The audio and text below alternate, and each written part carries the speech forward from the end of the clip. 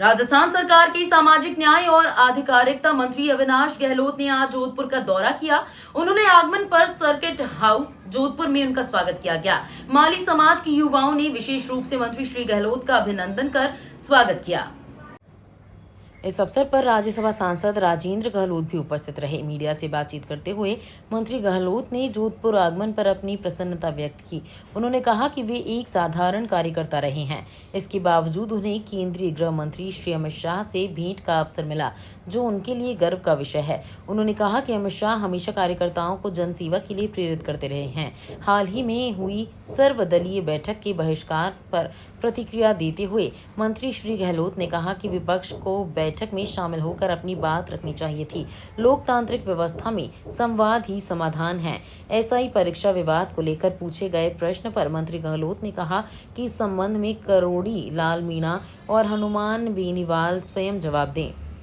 वो इस विवाद से खुद को अलग रखते हैं। राहुल गांधी द्वारा प्रधानमंत्री पर लगाए गए आरोपों पर कटाक्ष करते हुए मंत्री श्री गहलोत ने कहा कि 55 वर्ष के राहुल गांधी स्वयं को युवा समझते हैं, जबकि बुद्धि से अब भी बचपना नजर आता है। मंत्री गहलोत ने जानकारी दी कि निष्क्रिय सामाजिक संगठनों के खिलाफ कार्रवाई की जा रही है और उनकी नियमित मॉनिटरिंग की जा रही है। समाज में पारदर्शिता और जवाबदेही बनाए रखने के लिए ये कदम आवश्यक है।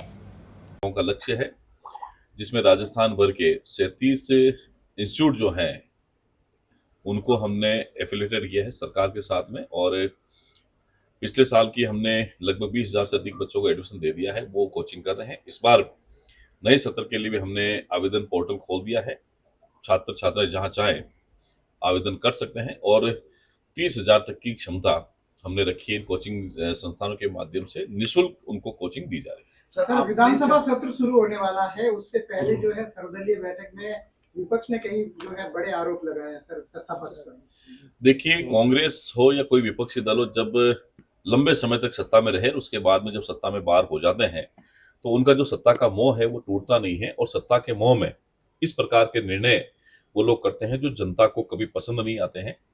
राजस्थान विधानसभा का सत्र शुरू होने वाला है और उसमें सर्वदलीय बैठक में परंपरा रही है राजस्थान की विधानसभाओं की कि हर बार जब भी कोई फैसला होता है सर्वदलीय बैठक में होता है, लेकिन कांग्रेस ने एक अनुचित निर्णय लिया है और निश्चित ही राजस्थान की जनता इसका निंदा करती है। भारतीय जनता पार्टी उसकी निंदा करता है। उनको सर्वदलीय बैठक में आकर के अपनी बात कहनी चाहिए। कल आपने देखा होगा जिस तरीके से बिहार में आम चुनाव से पहले राहुल गांधी जी के मन से और आरजेडी के जो नेता हैं तेजस्वी यादव के मन से जिस प्रकार से प्रधानमंत्री मोदी जी के लिए, उनकी स्वर्गीय माता जी के लिए जो अपशब्द काम में लिए गए, पूरा देश उसकी निंदा करता है और कांग्रेस को और विपक्षी दलों को इस बात के लिए माफी मांगनी चाहिए। सर, आप जब मंत्री बने थे आपने संकल्प लिया था कि जो भी एनजीओ कागजों में चलते हैं उनके खिलाफ कार्रवाई की जाएगी। सरकार को भी चूना लगाते हैं और अनावश्यक पब्लिसिटी भी स्टंट में बटोरते हैं, लेकिन क्या उस बार में आपने जो डायरेक्शन दी उसके अंदर कुछ नवाचार या कोई नए डायरेक्शन आपने दी? देखिए, निश्चित ही जो गवर्नमेंट ग्रांटेड एनजीओ हैं उनका समय समय पर निरीक्षण होता है, उनकी हम लोग देख रेख भी करते हैं, और जो किसके खिलाफ में शिकायत आती है, जो काम नहीं करता उसको ब्लैकलिस्ट करने का काम भी करते हैं, उसको बंद करने का काम भी करते हैं। बहुत सारे एनजीओ को हमने बंद किया है।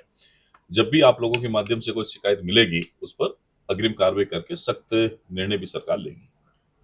एक प्रकरण जब नकल माफियाओं के द्वारा बाहर आया, 859 पदों पर भर्तियां होनी थी, लेकिन पूर्ववर्ती कांग्रेस सरकार के समय कांग्रेस के नेताओं के द्वारा, कांग्रेस के द्वारा स्वायत्तशासी संस्थाओं में भेजे गए सदस्यों के द्वारा जिस तरीके से करप्शन किया गया, भ्रष्टाचार किया गया, उसके परिणाम स्वरूप ये युवाओं को, लाखों युवाओं को निराशा हाथ लगी थी।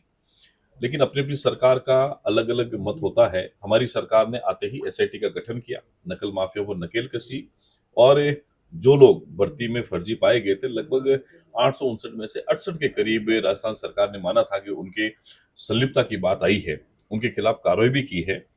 और चूंकि कल ही माननीय राजस्थान उच्च न्यायालय का निर्णय आया है, इस पर बैठ करके बातचीत करेंगे। राजस्थान के मुख्यमंत्री भजन लाल शर्मा जी के नेतृत्व में जो भी फैसला राजस्थान के हित में, छात्र हित में होगा, उसको आने वाले समय में लिया जाएगा। क्रेडिट लेने की होड़ मची है सर।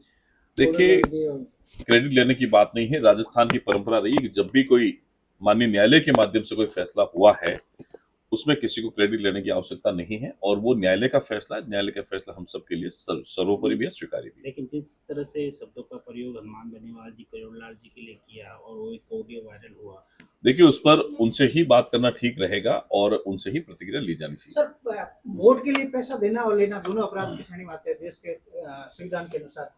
किरोड़ीमल सीधा कह रहे हैं कि हनुमान बेनीवाल ने पैसे मांगे और दिए उन्होंने, ये भी बात कहीं कहीं स्वीकार्य हो रही है। वो वापस आरोप लगा रहे हैं कि तुम्हारे पास है क्या संबंध? देखिए, कोई भी प्रकरण अगर होता है, जिन व्यक्तियों के बीच में संवाद होता है, उनसे पूछा जाना चाहिए। लोकतांत्रिक व्यवस्थाओं में पारदर्शिता, ईमानदारी होना आवश्यक है और जो लोग इस प्रकार की बातें करते हैं, जिन लोगों ने भी इससे काले खेल में हिस्सा लिया है, उनको जनता भी जानती है और आने वाले समय में इसका जनता जवाब देगी। आप आरएसएस से जुड़े हुए हैं, आरएसएस की समन्वय समिति की बैठक जोधपुर में होने जा रही है, क्या कहेंगे इसमें? देखिए, ये समन्वय बैठक का काम संघ और उच्च अधिकारियों का है। इस संबंध में संघ हमेशा सलाह देने का काम करता है भारतीय जनता पार्टी को। तो ये समन्वय का काम है कि राजस्थान में हो चाहे देश में हो, समन्वय के साथ कैसे काम कर सकते हैं, जो देश हित में भी हो, प्रदेश हित में भी, वो काम भारतीय जनता पार्टी हमेशा करती है। धन्यवाद। प्रेरणा स्रोत के रूप में वो हमारे लिए है और उनसे मिलना हमेशा प्रेरणादायक रहता है। एक शिष्टाचार मुलाकात के नाते, इसलिए कि वो मुझे चुनाव प्रचार में आशीर्वाद देने के लिए आए थे और मैं उनसे मिलने के लिए बहुत दिनों से प्रयासरत था। उनका अपॉइंटमेंट मिला और शिष्टाचार के नाते माननीय गृह मंत्री अमित शाह जी से मिलना हुआ और जो उन्होंने मार्गदर्शन दिया, निश्चित ही आने वाले समय में राजस्थान प्रदेश में चाहे युवाओं के लिए हो चाहे आमजन के लिए हो, नई ऊर्जा के साथ में काम करेंगे।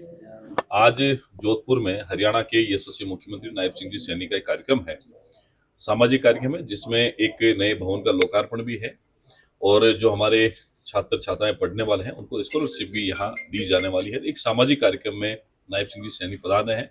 हम सभी माननीय राजेंद्र गहलोत साहब जो हमारे राज्यसभा के सांसद हैं और हमारे जो जितने भी गणमान्य हैं, उनके साथ में इस कार्यक्रम को आयोजन में हम सब लोग शामिल हो रहे हैं। आपके डिपार्टमेंट में कई पद रिक्त है, जैसे किशोर न्याय प्रक्रिया के तहत इन पर नियुक्ति होती है और वो बाल अधिकारिता विभाग के अंदर आता है। नारी निकेतन में हाईकोर्ट का फैसला हुआ है कि वहां महिलाओं को ही पोस्टिंग दी जानी चाहिए, तो हमने वही पोस्टिंग दी है और आने वाले समय में रिक्त पदों पर माननीय मुख्यमंत्री जी ने विश्वास दिलाया है कि जो रिक्त पद होंगे उन पर भर्तियां निकाल करके उनको भरेंगे। अभी हमारे मुख्यमंत्री ने इसी सरकार में लगभग कुछ एसएसओ जो है, ब्लॉक ऑफिसर हैं सामाजिक न्याय अधिकारिता विभाग के, 67-70 के करीब उनकी पोस्टिंग दी है। आने वाले समय में और नियुक्तियां जारी रहेंगी। आपके विभाग द्वारा अनुकृत की योजना चल रही है, उसको आप